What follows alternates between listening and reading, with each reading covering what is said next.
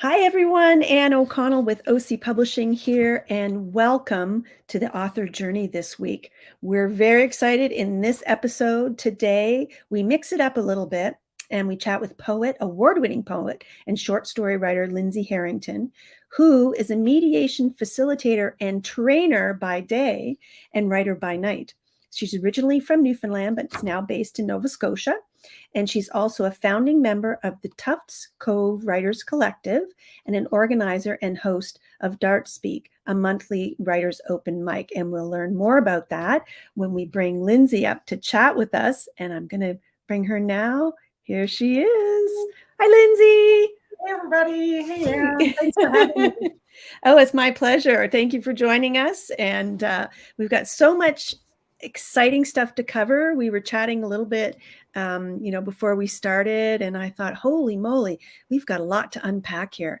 And it's really exciting because, like I said, we're mixing it up a little bit because I think you're my first poet. Really? Wow. Well, I've got a slew of poet friends if you're looking for more slots to fill. Oh my goodness. Well, anybody who is watching and would like to be a guest, please let me know. I want to give a shout out to the folks who are watching and remind you, if you have any questions as we're chatting, please throw them in the comments and I'll get to them. We have Anthea Allen who has joined us. Hi, Anthea. She says, yay, Lindsey. I say yay, Lindsey too. Anthea's like my bestie. So thanks for the support. Awesome. Thanks for tuning in. Yay. That's really great. I'm sure there's lots of other folks who will be joining us too, but talk about this, like, facilitator by day and writer by night. When do you fit in? You have a full-time job, right? And you do mediation, facilitation, and workshops. So where does writer Lindsey find the time to do her thing? Yeah, well, generally I get up at 5:30 in the morning to write before work. Oh my gosh. Just because I find that's when my creativity is kind of at its best, is in the morning after a full day at work. I find it quite hard to write creatively. Yeah, so I kind of try to fit it in the mornings and on weekends. I'm really lucky I'm child free, so I do have lots of free time to myself on the weekends. So I spend a lot of that writing too. Although you do have a fur baby. 2, yes. Oh, they can keep you busy. Well, my main project right now is I'm writing a memoir about choosing to be child-free. And whenever my husband talks about our dogs as children, I'm like, those are not my children. Well, I'll be looking to read that. I'm child-free by choice as well. Awesome. I mean, at this point in time, it would have to be the Immaculate Conception as I'm approaching 60. But I think it's technology. Who knows? Right? No kidding. No, not changing my mind. I found, over the years, people would always say that. Well, you might change your mind, and I'd be like, no. Yeah, I've heard that a lot as well. And I don't know, I was really, I guess, upset as my friends and family started having children and felt really left behind, but still didn't want children myself. I just didn't want them to have children either. So getting to know you and having known you from Dart Speak and all that, you have a great sense of humor. So does your writing reflect that pretty much, or the memoir that you're writing? Are you writing it with a bit of tongue in cheek, or is it more on the serious side? Yeah, I would say that my memoir is more on the serious side. Like I really, really struggled, and that was during the pandemic as well. So it really affected my mental health. So it's a serious memoir, but I do try to interweave some humor in there so it's not too dark. So one of the stories in there is about once I brought a boyfriend's semen sample to get tested in my armpit. So I'm driving to the lab with this semen in my armpit. So there's definitely funny moments, but was it to keep it warm, or so nobody knew? Oh, okay. Yeah. It's like nobody can tell what I'm doing here. Yeah, exactly. So yeah, no, it's definitely got some funny moments, but mostly serious. Oh, okay. And so, but you also write short stories as well. And you say on your website that, the your life's purpose is in writing, and has consumed you. So how did you come to that conclusion that writing is your life's purpose? And I know that if anybody's watching, there are a lot of writers out there that say, the reason I write is because I can't not write. Like it is all consuming. So when did you come to that conclusion? Yeah, well, I only really started writing seriously after I moved to Nova Scotia. So I've only been writing seriously less than 6 years. Mm-hmm. And I dabbled in it before, like I tried a few times before. And I've always been really passionate about reading. And in grade 8, actually, I received an 80 on a descriptive essay that I wrote. Wow. And I got so upset because I thought I deserved 100 that I swore at my teacher and got suspended. Now there's a good story. So I've definitely always been, very passionate about literature and Mm-hmm. about writing. But yeah, I just kind of got an idea for a cli-fi book, so climate change science fiction. Oh, Um, wow. so I wrote that book when I had lived here for about a year, and never actually fully finished it. So that's kind of collecting virtual dust in a file on my computer. But that's kind of what gave me the writing bug. And then Okay. it wasn't until the pandemic that I started writing poetry. So I was really lucky to win the Rita Joe Poetry Prize with That's some of cool. my first poetry that I'd written. And Mm-hmm. I probably wrote a collection's worth of poetry as well during the pandemic. Wow. So Yeah, you need to publish your collection, don't you? yeah, it's in the queue. I think I'm going to try to publish my memoir first, then Okay. my short story collection, and then perhaps a collection of poetry. Who knows? Excellent. Well, I think that's a really great segue into you reading a poem for us. And as if I understand correctly, what you're going to read for us is called an ekphrastic poem. So tell us what that means, and then read your poem for us. Yeah, so ekphrasis is basically writing based on a work of art. So I do a monthly challenge from Rattle, and that's a poetry magazine in the States. And basically, they present a picture or a painting, and then everybody writes a poem in response to that image. And the word comes from the Greek to describe, is where the word comes from, but it's really, you can approach it any way you want. So you could, the painting might draw up a memory for you, or and you write about the memory, or it could be that you imagine a story from it, or you could just describe it quite literally, right? Like describe the details you see. So I do at least one ekphrastic poetry poem a month, and I'm going to be teaching an ekphrastic poetry workshop on April 30th at the Dart Gallery. And that is a by donation event, and the tickets are on Eventbrite. So you can pay what you can, kind of thing, and come and learn more about ekphrastic poetry and write one of your own. So hope some folks on the broadcast here decide to join us. So I'm going to read one of my ekphrastic poems, or maybe a couple of them because they're quite short. And since the sun has come out, I think I'm going to read this one that's called High Summer. And I'm not sure if I'm able to share my screen here. I've not done, yeah, okay. I see that I can share a screen. So maybe what I'll do is I'll bring up the poem and the picture so you can kind of see. I don't know, can you see this? I'm not sure if you can see it or not.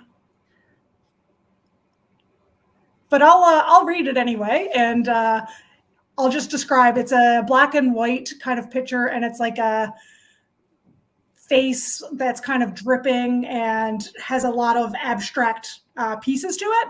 So I wrote this poem, actually. I was looking at the image and trying to decide what I was going to write, and it was in the middle of a heat wave last summer, and my neighbor's kind of play garage band rock. So they were playing their rock music, and I was kind of thinking about this image, and it was really, really hot. So I wrote this poem called High Summer. Our faces melt like dolly clocks, auras like heat waves off asphalt, all distortion like that garage band you had in high school, heads buried in fuzzy chaos. Heat so oppressive, we can only eat salad and suck ice cubes, and even the birds yearn to strip themselves like burlesque dancers. Clemency comes in condensation beaded cans. You drink it down like a cure-all, even though it's that craft crap. Your words, not mine. Sun drunk, drunk, drunk, stifled, listless. You squint towards that unforgiving orb, rays reflecting off your eyeballs till dusk brings reprieve like a state governor. But make no mistake, there's a cost. Mosquitoes teem like our seize the day regrets.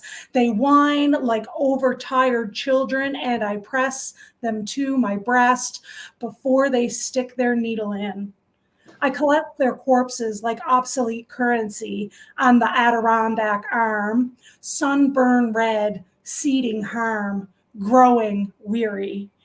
Soon this run-on sentence of a summer will be over, and we'll shiver like we used to sweat. In the year's twilight, we'll look back on our scorched selves with scorn, icicle imbued with abominable laments, longing for these dog days, and nostalgic for this Hades haze of high summer. Yay! Ooh, that was really good. I'm sorry that you couldn't share your screen there. Maybe it's something we have to set up ahead of time. It didn't work. That's okay. I didn't. That's okay. But that was awesome. Oh my gosh. So you have another one for us? Yeah, I've got a couple queued up here. So if you like, actually, I wrote a brand new poem this weekend. So I biked over to Halifax from Dartmouth to meet up with another writer for a coffee. And I kind of wrote a poem about the bike ride and about our meeting. So some of the stuff that we talked about kind of worked its way into the imagery as well. Oh, please do. Yes. Yeah. So this poem is called Spring Cycle. You pedal past ribbons tied to twigs, tulle wreaths with glittered eggs affixed to strangers' colored doors. The sun is warm, but the wind assaults you like an abusive lover, cuts and bites like a feral thing. Tufted spines of pussy willow, soft vertebrae inviting to the touch. But you are a disciple of forward momentum. Calf muscles sing their song of exhaustion after inertia, crying out about the joy and injustice. Crocuses like lipstick emerging from winter's shaft, revealing audacious hearts amid dead grass. Waxwings rush past, a beautiful flurry of black masks and pompadour crests, like they're running late for a masquerade ball. Tears prick your eyes from the beauty and pain of it all. Or maybe it's just that wind trying to remind you who's boss again. But he's wrong. The winter is over. There's nothing but balmy days and growth in your forecast. Oh, I like that one. Wow. Thank you. Fresh off the presses. That's incredible. So these things just kind of pop into your head, or are you like, do you find yourself constantly absorbing the world as you move through it? Like, where do your ideas come from? Yeah, I would say that I do often take inspiration from the world around me. Like I'm always taking little notes on my phone of things that I see or something that, somebody says. Like often, somebody might say something to me and that could spawn a story. Or I write a lot of auto fiction as well. So, things that have happened to me in my life, I'll take it as inspiration and add some things and make it its own thing. Mm-hmm. And I also do use a lot of prompts. So I enter the Rattle Ekphrastic poetry competition every month. So I look at the painting and kind of see what it brings up for me. I also do prompt contests from off-topic publishing every month. And that contest is only $5 and you get feedback. So Oh, wow. it's just a really great way to grow your skills as a new writer. That's really how I cut my writing teeth, I think, is I just That's awesome. write, and I do a furious fiction. So with that contest, they give you prompts and you have 55 hours to write a 500-word story. Wow. Using all of the words or ideas that they present to you. So yeah, I don't know. I just find it's just a really fun way to just get your brain working. That's cool. You mentioned autofiction. Can you explain what that is? Yeah, so I guess autofiction would be the most famous autofiction writer might be like Sheila Heti. It's really when it's autobiographical fiction. So it's kind of almost like a contradiction in terms, but you're taking things from your own life, but then fictionalizing it. Okay. Well, that's that's a very common way to write fiction, based on, real life, of course. We talked a little bit backstage again about finding grants to support your writing habit. So I mean, that's incredible that, an individual writer, there are grants available to find things like mentors and that type of thing. So talk a bit about the funding that you've gotten, and how it came about. Yeah, and I guess I'm really lucky because I have like a business background. So I have a BBA and an MBA, and I spent a lot of time working for not-for-profits and writing grant applications as a job. So I was able to kind of bring that expertise in. And I've got to give a shout out to the Writers Federation of Nova Scotia. They did, yeah. Woo, woo. Yeah, raise the roof. They do a really, really great Taking Care of Business series. So I attended that last year and the year before, and there was a workshop all about applying for grants. So they had individuals from, say, Arts Nova Scotia and Canada Council for the Arts giving us tips on what to include in your application. And they were really so gracious in providing you feedback even before you submit it formally, so that you can make sure to kind of hit the nail on the head. So I had applied 3 times for the Writers Federation's mentorship program, and I hadn't been successful, but I thought that I really needed a mentorship to bring my writing to the next level. So I applied for funding from Arts Nova Scotia, and also another grant that I found through the Subtext newsletter that the Federation puts out with the Copyright Access Foundation. And I asked as well the Writers Federation to put me in touch with some authors who might be willing to take me under their wing. So that's how I found my mentor in Colford, who's a phenomenal writer in his own right. So shout out to Ian. And he worked with me for 5 months and my short story collection with me. So he read all my short stories within that collection and provided me feedback, and we met regularly to kind of talk about them. And it was just, I think, pivotal in moving me kind of forward in how I'm writing and what I'm writing, and kind of being a little bit more strategic about it.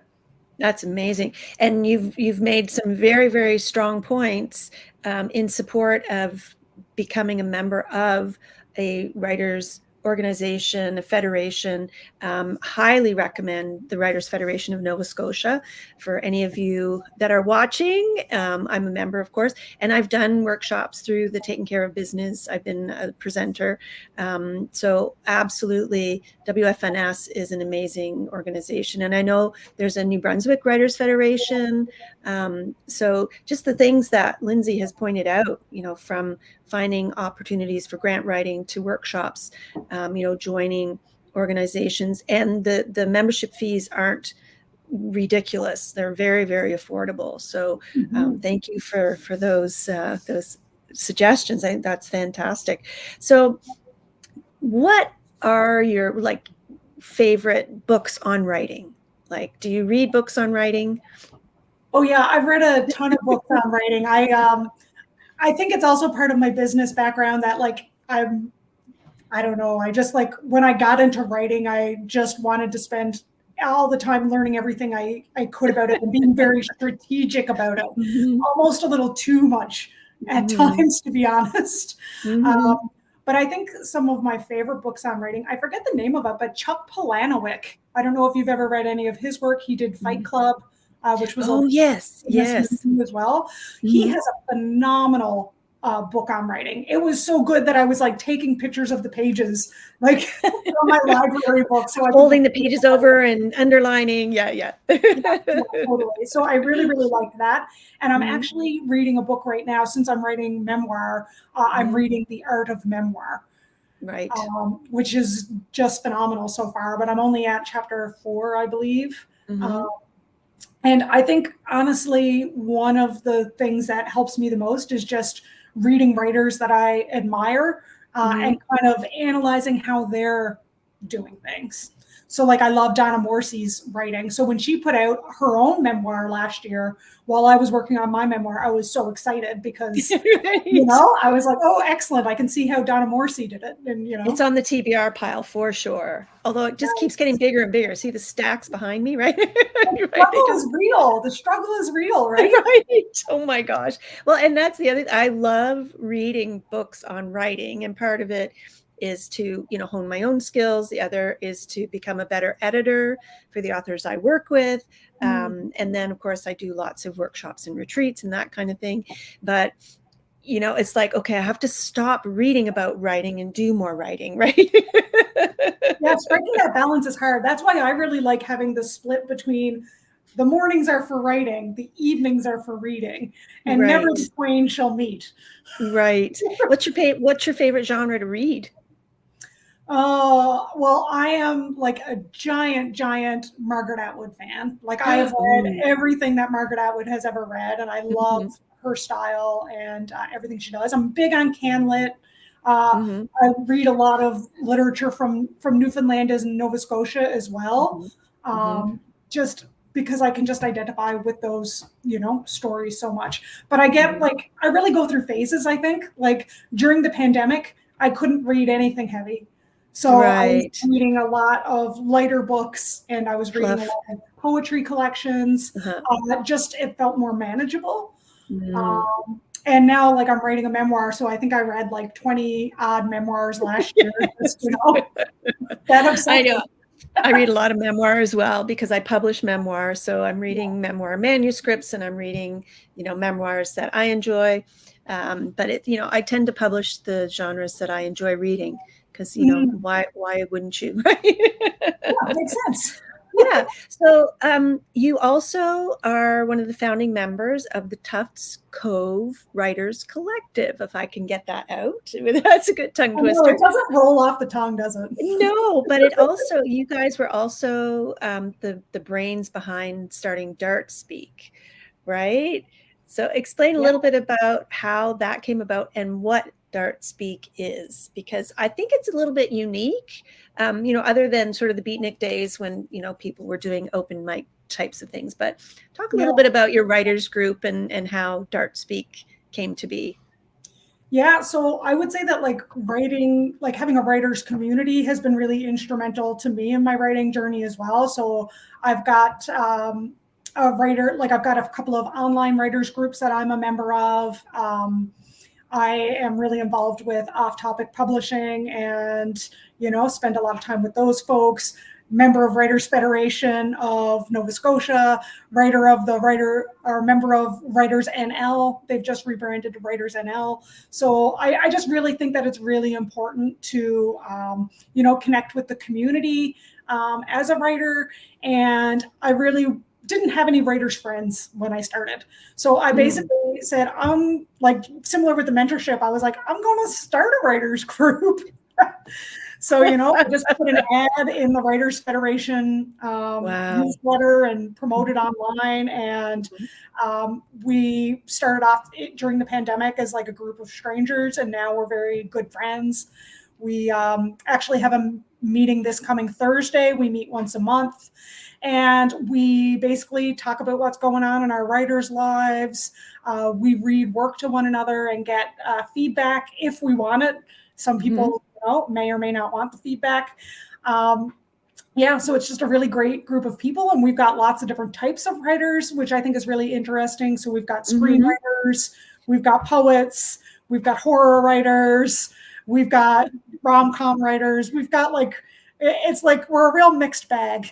That's awesome. And it is awesome. I've lived as an expat for 25 years, and when I would move to a community, if it didn't have like a writers group, or there not much going on sort of a literary sense, I always started one myself. But where we are in Atlantic Canada, there is so much going on. From my perspective, and maybe it's just because I watch for it and I'm sort of embroiled in it. But I really do believe that we're so fortunate, in our region, to have so much going on, including what you have recently created, Dart Speak. So talk about Dart Speak. Yeah, so Dart Speak was just a little harebrained idea, and I talked to the Writers Collective and was like, would you guys be interested in helping to organize something like this? And everybody was super enthusiastic. So we partnered with the Dart Gallery, which is like a really great supporter of the arts in Nova Scotia. So we have our event there the first Thursday of every month is what we're doing right now. After June, we're going to figure out if we're going to keep it monthly or what we're going to do, depending on how things are going. But basically, it's a writer's open mic. So anybody who wants to get practice and experience in reading their work, because writers are often very shy people. I'm not, but a lot of writers are, and they're not used to speaking in front of a crowd, right? And you don't want the first time that you have to read your work in front of people to be at some really, really big event, right? So I think it's really nice. It's really safe, welcoming community. I think people are super respectful of the readers. Everybody's quite quiet while people are reading. Yep. It's become very popular. It's a very, like you said, it's a perfect place to test it out. It's cozy. Now it fills up quickly, but it's still not a huge crowd. And the facility is, they really have done a nice job. So the gallery is there, and then there's a little meeting space, with a bar at the back, which is even always nice, right? So they've done a really nice job there. Jane's been very, very generous in allowing, folks to use that space for the community. I've got a lot of respect for her and everything that she's doing there, and really excited that we have this collaboration with them. They do this, I think how it might have started is they do the same thing for comedians almost. Friday night, they've got fun. Yeah, at 7 p.m. they have something called the Red Room Riot, where they have comedians coming up. So I was like, geez, there's nowhere for writers to get up and do an open mic. We need that in our community. And I tell you, once I went to a regular open mic and read a poem, it was a dumpster fire. They're used to musicians, right? And it was not good. You should have had bongos or something. Yeah, I needed something. I think that Dart Speak is really, really great, just because it is just dedicated to writers, and the only people that are there are writers and supporters of the local writing community. Exactly. So it's a really lovely event. It's just from 7 to 9, the first Thursday of every month right now. And if there's anybody listening who is a writer, we'd love to have you. Well, and I've been a couple of times, and I do put it on my calendar. And so when I can make it, I go, because it is a very warm and welcoming environment. And the gallery is beautiful. Like you said, Jane's done a great job. So before we wrap up, I want you to reiterate the date of the ekphrastic workshop that you're going to be doing at Dart Speak. That's coming up, right? Yeah, so it's at Dark Gallery, but it's actually on Sunday, April 30th, Okay. from 10 to noon. So it's going to Okay. be in the morning when I'm most creative. Um, Good. and yeah, so it's by donation. We're Okay. suggesting donations of 10 to 20, but it's really pay what you can. Mhm. And we're going to learn all about ekphrasis. We're going to study some ekphrastic poems from some of mine and some more highly accomplished people's poetry. And we're going to then pick art from the gallery and write live, and anybody who wants to will be able to share their poem. So I really hope that folks come out to that. It's April 30th, so I guess just shy of 2 weeks. Mhm. And there's details on my website. There's a Facebook event, and it's on Eventbrite. Oh, excellent. So there's your website, lindseyharrington.com.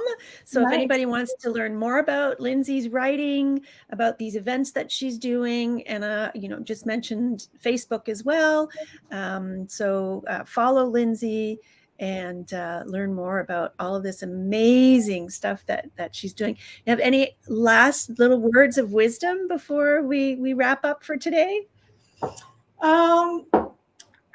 I don't know. I don't think so. I think we've covered everything. Just thanks so much, everybody. And thank you, Anne, for putting this awesome program together. And I look forward to connecting with everybody.